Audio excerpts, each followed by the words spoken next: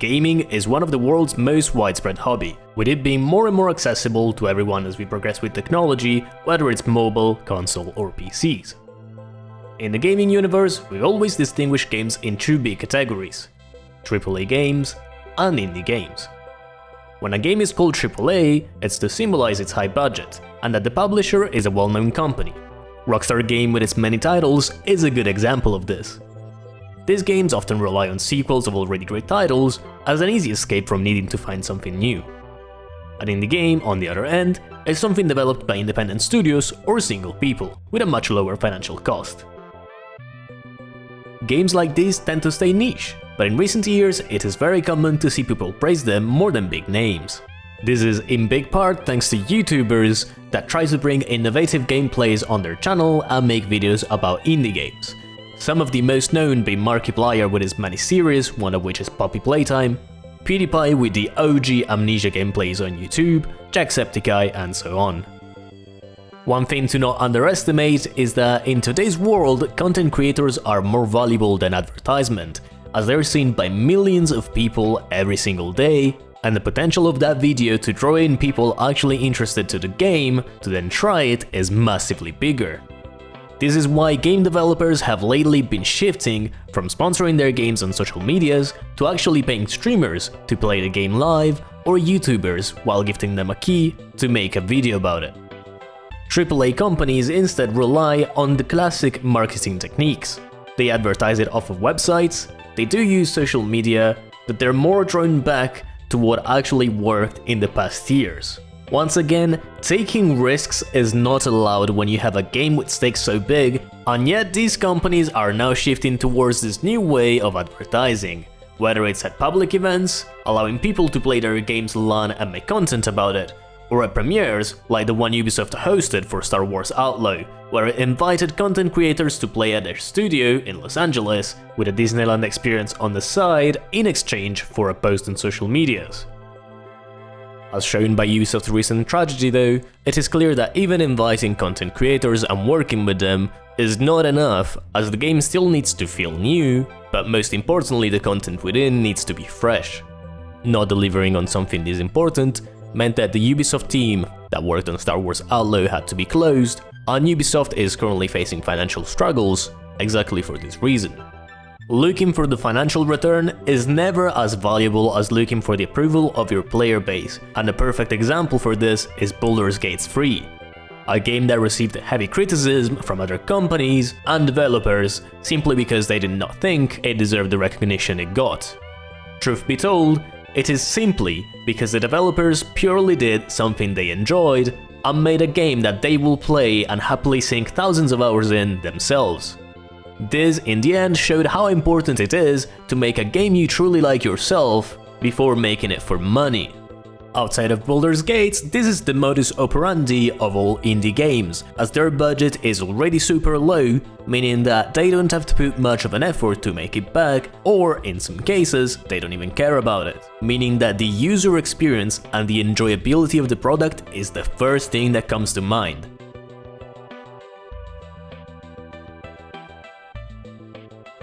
While AAA companies go out of their way to stop you from getting their games in illicit ways, there are multiple instances of indie devs being understanding of piracy towards their game, with a perfect example coming from the developer of Ultrakill. As creator of said game, you should support indies if you can, but culture shouldn't exist only for those who can afford it. Ultrakill wouldn't exist if I hadn't had easy access to movies, music and games growing up. If you don't have money, you can support via word of mouth.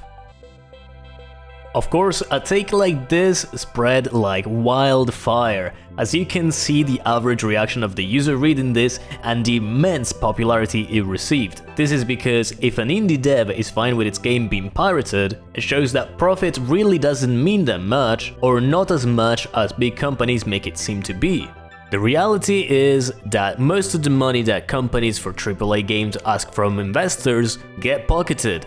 That's the point of somebody wanting that much money and wanting to spend so much on a game, although useless, it's just to profit even more. To delve deeper into this, we'll look at the cost of games written by Ralph Costa, a video game developer known for his MMO titles such as Ultima Online and Star Wars Galaxies, who decided to research the actual cost of games and how it measured with inflation and the passing of time. Ralph says that getting hard data on game cost is difficult, but when he did some basic research using mostly publicly available data and got the rest with connection from the industry. The dataset is made from over 250 games covering the last several decades. He continues to say that each game has reported development cost, which, importantly, excludes the marketing spend. So this is mostly the cost of salaries and various forms of overhead such as tools. All currencies were converted to dollars and adjusted for inflation. The first graph result we see goes from 1985 to 2020, starting from 50 million to 400 million.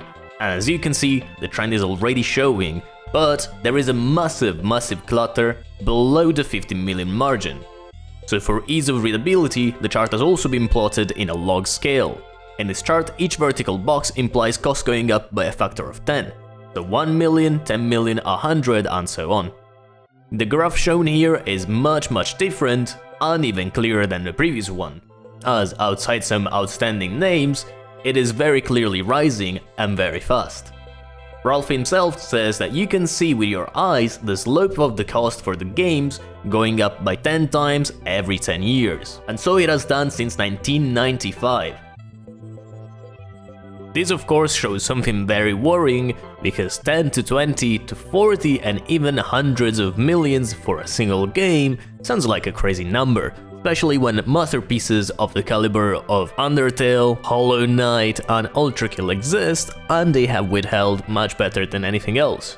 There goes to say that they're indie games on very specific genres that are not as explored as the others, and thus they have a bit more freedom to develop and exist. Games that explore creativity are usually better at this, because there is no limit for anybody, and a AAA company could not compete with a team that is very creative just because they have more money to put into it.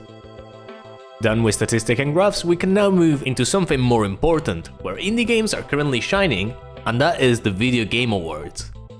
See, the ceremony itself started in 1998 with the BAFTA Game Awards, something very odd actually, and it then got taken over by the Game Awards for Game of the Year, of which the first ceremony started in 2014. For years the competition wasn't even close, with the whole nominee list being exclusively filled by the high-quality names. But in the most recent years it is more and more common to see at least one indie game per nominee, and it all started in 2018 with Celeste being nominated. With no budget at stake, indie games have an easier time experimenting with innovative ideas, and aren't as afraid of taking risky choices in development. Multiple indie games have showcased the power of innovative design and emotional depth, a key factor in winning the love of the player base. Together with their affordable prices, it makes for a good way to fill the void left behind by big titles which are only a shadow of what they were supposed to be, as they're now filled with microtransaction, poorly written sequels, and lack of creativity as they mainly cater to the investors. With the most recent tragedies of the aforementioned Star Wars Outlaws and Battlefield 2042, which both ended up resulting in a big loss for their companies, it's clear as to why the gamers prefer titles that are indie rather than the AAA ones. Consoles and gaming platforms are also focusing on making indie games more accessible by pushing them through, boosting visibility and allowing them to float next to big names. Indies being so successful also forced AAA studios to rethink their strategies, as we're getting to see big names funding smaller projects next to their flagship games like It Takes Two. What is important to mention is that players play a big role in the shaping of the future of gaming. By supporting indie developers and holding AAA studios accountable with the quality of their product, they can help steer the industry towards a more balanced and player-focused future. A great look at this is the Sven Vinke's speech at the Video Games Award 2024, calling out the industry. I still have some time credits from last year to cash in, so it turns out that not only will I be the one who will know as first which game wins tonight, but I actually also know which game is going to win next year, the year after, and the year after.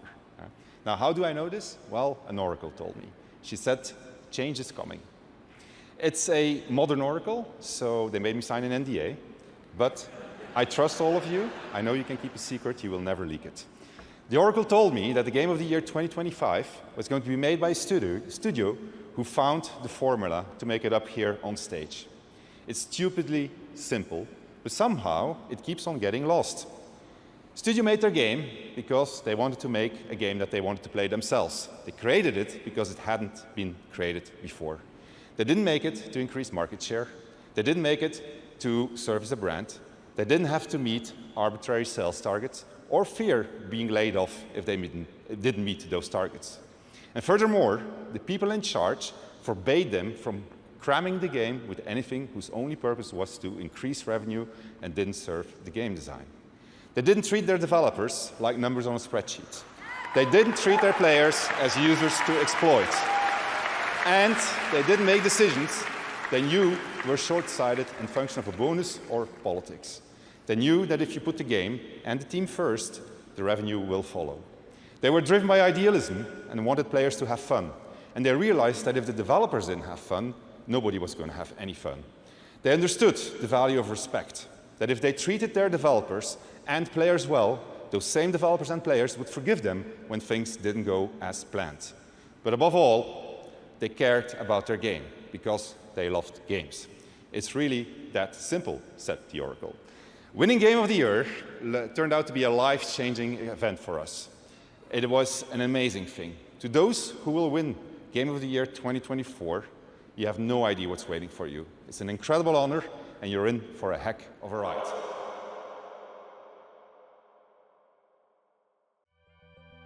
Thanks to people like him and players upholding their standards, AAA companies are facing a real struggle, being forced to change for the better.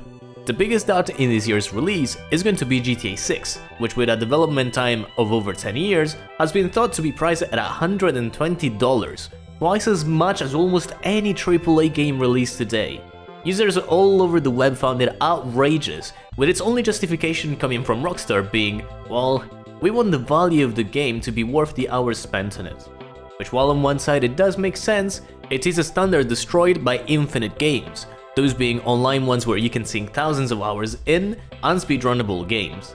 With the average of those costing from $30 to being completely free to play, a price of that sort is definitely feeling outlandish, and a boycott is the most likely thing to happen unless they decide to take the price down. With now the incredibly awaited Silksong, it is clear that the quality of studios who pursue actual passion project is drawing in more and more players and a rise in the quality of the market, so perhaps there's some good to be seen in the future. This said, feel free to suggest topics in the comments below, and as always, thanks for watching.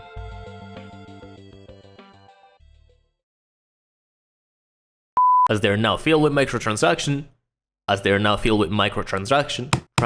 my guy.